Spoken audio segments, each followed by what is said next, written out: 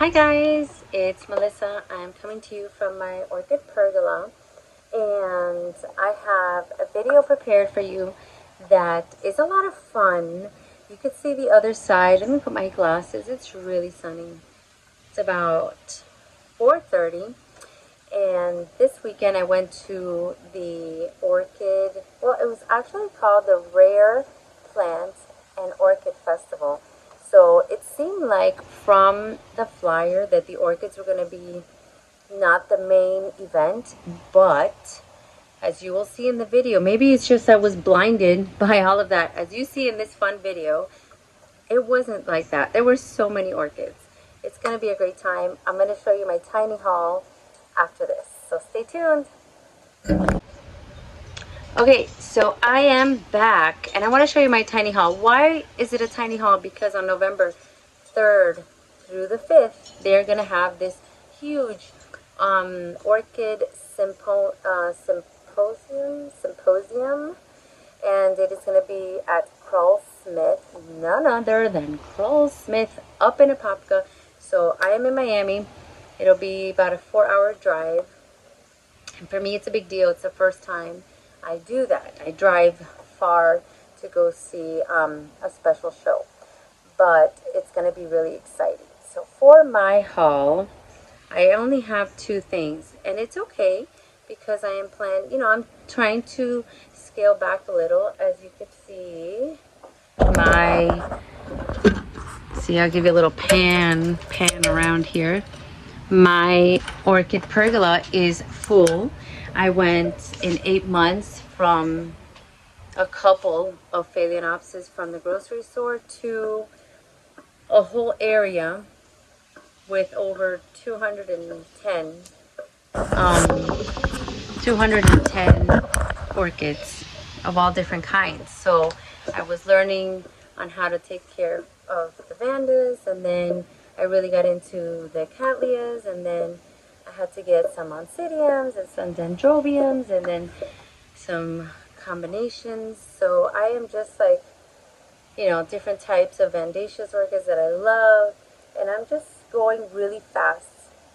My collection is going really fast, and I just want to make sure that I know how to take care of them all and that they're all thriving, instead of just growing and then not being able to attend to them all. Because one of the things that I'm learning is that making sure that you have the time to come out and look at them all, and if there's a pest issue, take care of the pest issue, all of those things. If you don't have time for it, you might as well not do it. This is going to fall, and you guys are going to see the floor in a second. All right. If you don't have time, you're not going to get a lot of enjoyment, because you're not going to see the growth. You're not going to see a pest problem with enough time to remedy it. And there's going to be less learning going on. You have to make the time to come out and really observe and make sure that everything is going well. I'm not going to come out here and say, I just collected 200 orchids and I barely come out. It's wrong. It's a lot of work and sacrifice, right? So you got to make sure you have the time for that. If not, it's not going to go well. They take a lot of work and there's a lot of joy that comes out of it. I find it to be like my therapy when I come out here, and I set aside time to come out here, not neglecting my family. I make sure that they're good first, and then come out here and do what I need to do, whether it's 20 minutes or 10 minutes or whatever it is that I have that day. Anyway, let's get to it. The first one I have for you is this seedling that I got from Gemini Orchids. There you have their information. Their number is 786-601-7244. Okay, Jim and Melena Davison. And you can reach them at jimandIorchids@comcast.net. Make sure that it is focusing, because this phone doesn't want to focus when it needs to. So the other side of this tag tells you what I got. And the last time I told them I like cattleyas that have this rich warm tones like orangey pink, salmon color, if you will. And he recommended this one, Pamela and Oliveros. I bought her in approximately this size, in this same pot like this. I've uppotted her. This was last March. And not that time has passed, but it is growing so well. It is adhering to the pot and making itself comfortable. And although I don't see, you know, blooming in the near future, she has grown and I'm super happy with her. So this time, let me show you what I got. I hope you can see it because I surely can't read it. I will try though. I will attempt it. As long as nobody laughs. So the Cattleya Trianae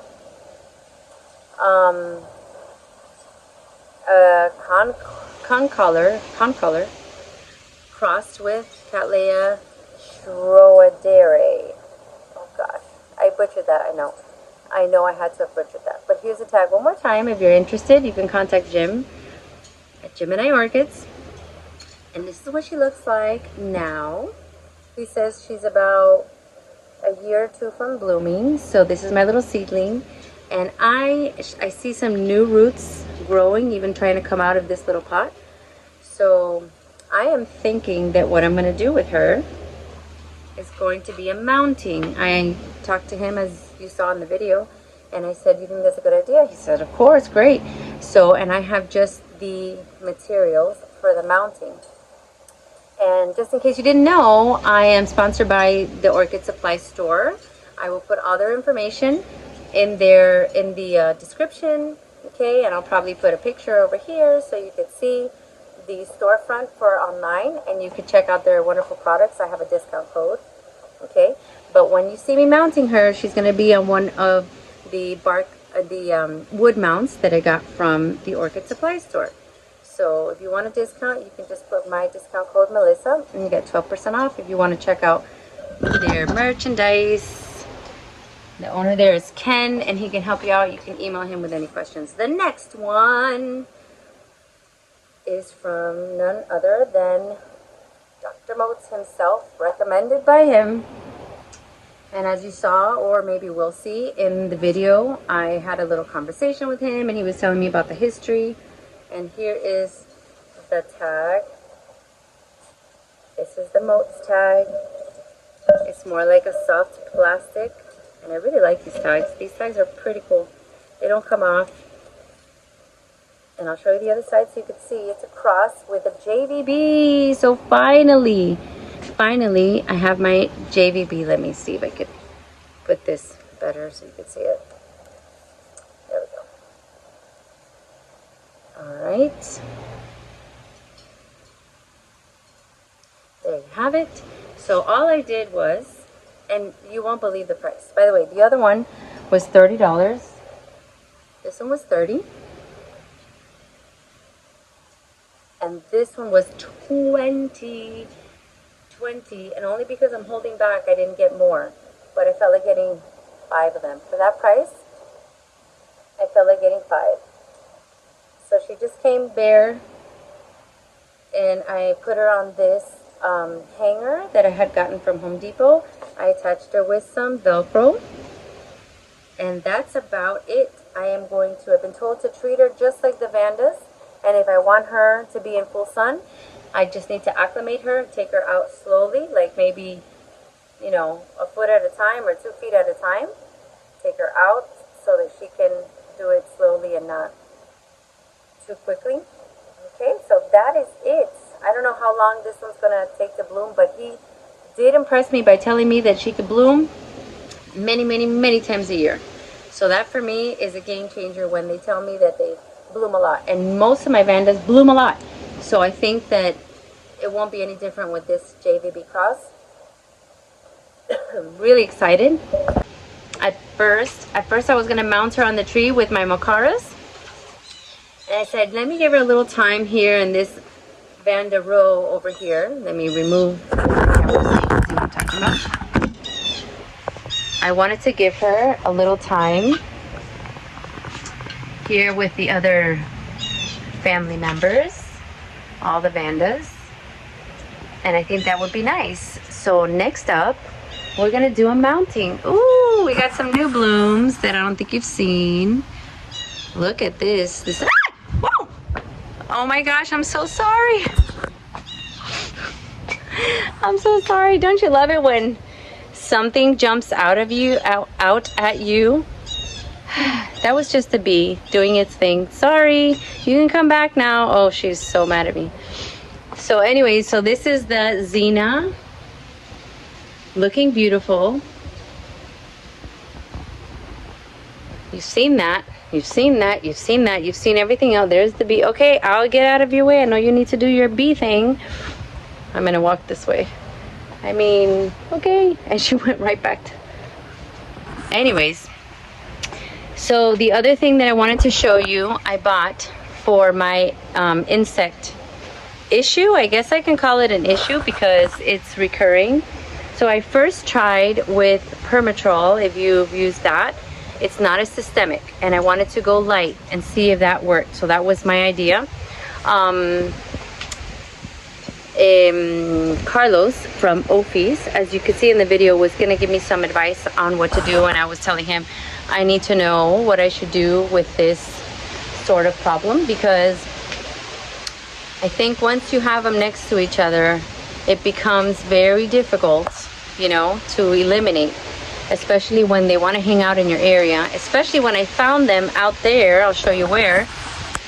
I found thrips, I believe they were thrips, over there on my citrus trees. So basically, I had spoken to Carlos before, and he had told me, you can start, if you want to start with something light, he suggested Permatrol, and I did that mixed with the a fungicide, because we've had all the heavy rains, and that seemed like it was working for a little bit, but then I saw the thrips back again. Now, I don't know if it's a new crop, or I didn't spray it thoroughly, or because it wasn't systemic, it didn't do the trick. So now I bought, let me show you what I bought, and I'm gonna test it with you guys. You guys, if you have done this, it's called Merit. If you have done this kind of insecticide, but I'm not gonna do it yet because I know that I need the gear. I want to protect myself, but I'm gonna be right back and show you what I got. So this is what I got. Merit insecticide, and this bag will probably last me a while, since all I need to be putting in is about a teaspoon. I'm gonna use it on my citrus trees because the lemon one is covered, so is the lime, covered in these little black bugs that I am assuming are the famous or infamous thrips that I'm over it. I'm over them. I want them to go away. We're not having the crazy hot summers anymore. I mean, I say that standing out here, it's still 85 degrees, but it's not 95 and it's not 100, so I gotta think on the positive side. It's mid-October, it's the 23rd, and yeah, it's getting cooler, so I'm thinking I'm gonna spray the infected, or the ones that I've seen have damage. I'm not gonna spray everything. I was told just to spray what is being affected. So I'm gonna spray the citrus, and I'm gonna spray with this, I'm gonna spray the Vandas that seem to have, you know, the blooms that have been looking like they have a little bit of burn marks and all that, to finally, once and for all, try to eliminate the thrips from my little garden. See my pergola there? I want to get them out, and I'm thinking that there might be a connection. Maybe they're on that tree, and I don't know. I've seen videos that have mentioned that they're not the best flyers. Well, I don't know the categories of thrips flying.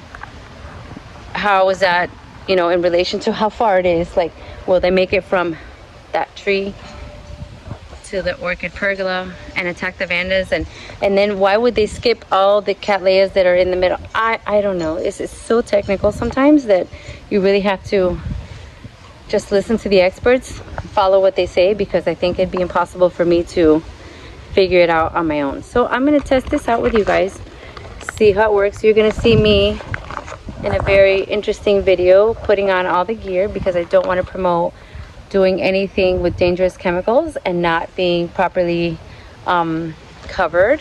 So I'm gonna order the mask that comes from, I'm probably gonna get it from Amazon, but it's like a gas mask, and it'll have protective goggles, so I'm sure it'd look very attractive. Long sleeves, long pants, closed shoes, the whole thing. And then I'm gonna come out here and spray the vandas. So that's it. So I showed you my little haul. I told you about my visit to the Redlands Festival. Coming up next, I have something in a papka that is kind of like top secret, but it's gonna be awesome. It's gonna be the best thing that I've ever, I think, attended. The best, because I've just heard so much and I'm super, super duper excited.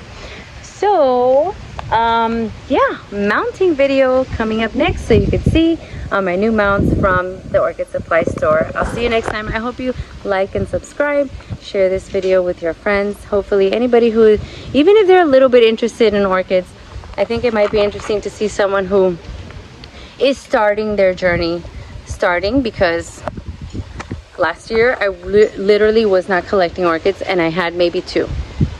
And 8 months later, yes, this is growing and the obsession is growing. So share with anybody that might like to see the journey and see what I've learned so far. And I'll see you in my next video. Thank you guys. You want to say bye? Say bye.